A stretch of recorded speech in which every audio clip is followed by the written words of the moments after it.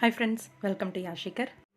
Upcoming shooting ஸ்பாட்லேருந்து ஒரு சில அப்டேட்ஸ் எல்லாம் கொடுத்துருந்தாங்க. 31st அன்னைக்கு ஷூட்டிங் எடுத்திருந்தாங்க இல்லையா, அதோட பிக்ஸ் எல்லாம் ஷேர் பண்ணியிருந்தாங்க. நம்ம சிறகடிக்க ஆசை ஷூட்டிங் லொக்கேஷன்லேருந்து முத்து நம்ம மீனாவோட அம்மா வீட்டுக்கு வந்து போகிறாரு. என்னவா இருக்கும், மீனாவோட அம்மா தம்பி எல்லார் கூடவும் சிஸ்டர் கூடலாம் சேர்ந்து ஒரு பிக் எடுத்து போஸ்ட் பண்ணியிருக்காரு.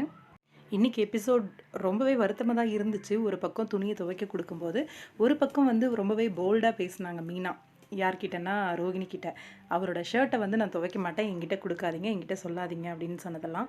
இன்னொரு பக்கம் ஸ்ருதி சொல்லும்போது வருத்தமாக இருந்துச்சு. அதுவும் பணம் கொடுத்து என்னை வேலைக்காரி ஆக்குறீங்களா அப்படின்னு கேட்கும்போது, ஆனால் ஸ்ருதி சொல்கிறதும் கரெக்ட் தான் இல்லை, எல்லாருக்கும் எல்லா வேலையும் செய்கிறாங்க, ஆனால் அவங்களுக்குன்னு எந்த ஒரு இதுவுமே கிடையாது. பாவமாக ஒரு வீட்டு வேலைக்காரி மாதிரி செஞ்சுக்கிட்டே இருக்காங்க. இங்கே மீனாவோட பாயிண்ட் ஆஃப் வியூலேருந்து பார்க்கும்போது பணத்தை கொடுக்கறதுனால நான் ஒரு வேலைக்காரி ஆகிடுறேன் அப்படின்ற மாதிரி.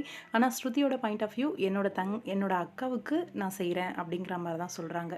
இவ்வளோ வேலை செய்கிறாங்க, அவங்களுக்காக எதுவுமே செய்ய மாட்டேங்கிறாங்க யாருமே அப்படின்றாங்க. ஸ்ருதி சொல்கிறதும் கரெக்டுன்ற மாதிரி தான் எனக்கு தோணுச்சு.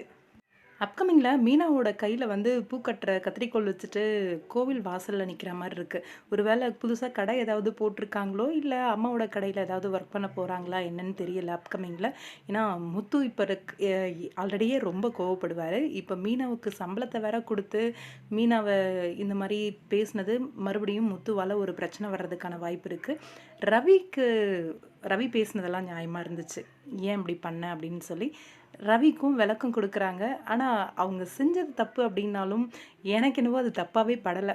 அவங்க ஒரு ஆளுக்கு மட்டும்தான் மீனாவோட பிரச்சனை என்னென்னு புரிஞ்சிருக்கோ அப்படின்ட்டு. ஏன்னா வீட்டு வேலை எல்லாத்தையுமே சேர்ந்து செஞ்சிட்ருக்காங்க அப்படின்ட்டு. இதுக்காக வீட்டுக்கு ஒரு வேலைக்காரியை வச்சா நல்லா இருக்குமே, ஏன் சம்பளத்தை கொடுக்கணும் அப்படின்ற மாதிரியும் தோணுச்சு.